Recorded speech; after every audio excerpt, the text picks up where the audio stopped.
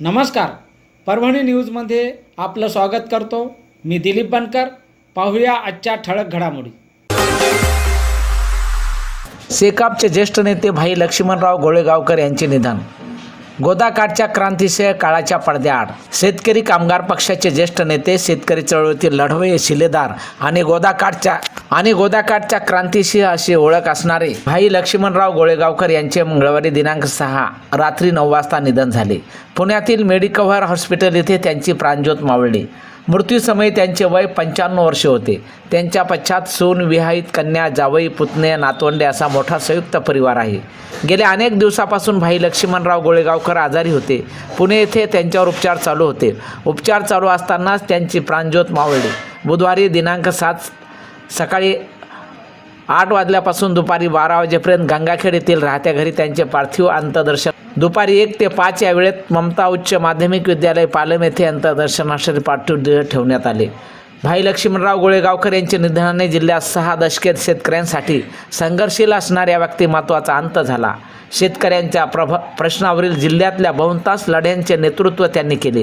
आयुष्यभर शेतकरी कामगार पक्षाचे एकनिष्ठ राहिलेल्या भाई गोळेगावकर यांनी मराठवाडा केसरी भाई अण्णासाहेब गव्हाणे यांच्या नेतृत्वाखाली शेतकरी कामगार पक्षात आपल्या कारकिर्दीला प्रारंभ केला.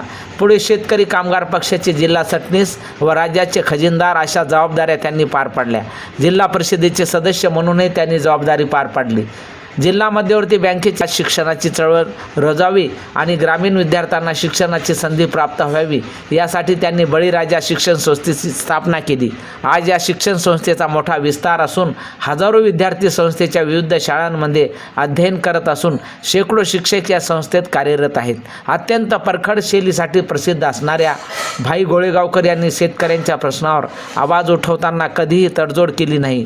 त्या काळातल्या प्रस्थापित राजकीय सत्ता व प्रशासनाशी त्यांनी कायम संघर्षाची भूमिका घेतली.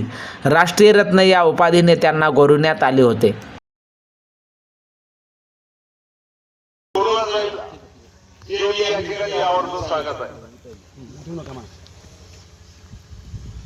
या क्षेत्रातले सर्वसामान्य कुटुंबातील मुलांना शिक्षण मिळावं ही धारणा मनामध्ये घेऊन त्यांनी बळीराजा शिक्षण संस्थेची सुरुवात केली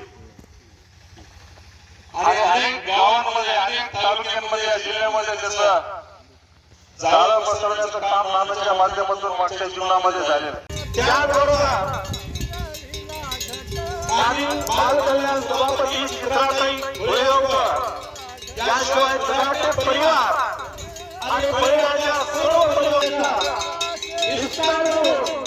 सामान्य धर्माची सेवा आपल्याला कशी करता येईल कारण माणसाची घरामध्ये आहे आणि ती मानवी दाखवून गेली आहे. म्हणून माणसाचा मोठेपणा भेटलो होतो. दीड 2 वर्षापूर्वी ज्यावेळेस नानाला भेटलो त्यावेळेस नानाला खरं तर प्रकृतीबद्दल आम्ही सेवा करत होतो, परंतु नानाचं एकच वाक्य आपल्या कानावर होतं, अरे काहीतरी करावे, शेतकरी कामगार पक्ष वाढला पाहिजे. आज शेतकरी कामगार पक्षात तरुणांची फळी शिक्षण घेऊन या महाराष्ट्राच्या कानाकोपऱ्यामध्ये त्या ठिकाणी असं काय नानाचं मागच्या जीवनामध्ये त्या ठिकाणी झालेलं आहे. निश्चित मला अनेक गोष्टींचा उल्लेख करायचा आहे. माझ्या भावना मला आवडता येत नाहीत म्हणून मी अधिक न बोलता 1 वाजता मला समजली. निश्चित चौकामध्ये तीव्र वेदना माझ्या मनामध्ये त्या ठिकाणी झाल्या होत्या. अनेकांना वाटत असेल की हा कंठ कशामुळे दाखवली या ठिकाणी अर्पण करतो. गोळेगावकर यानंतर आता 1000 संजय साहेब दादासाहेब कृपया अच्छा त्यांनी आपल्या भावना नानाच्या पुढे व्यक्त कराव्या. सर्वसामान्य शेतकऱ्यांनी आयुष्य पणाला लावायचं ठरवलं. खरं तर वैभव असतील, अण्णासाहेब गव्हाणे असतील, केशवराव धोंडे असतील, आदरणीय आमदार जयंतजी पाटील साहेब यांचा या ठिकाणी शोक संदेश आहे. आणि याचबरोबर हे बातमीपत्र संपलं. पुन्हा भेटूया पुढील बातमीपत्रात. शहरातील ताज्या घडामोडी जाणून घेण्यासाठी पाहत राहा परभणी न्यूज.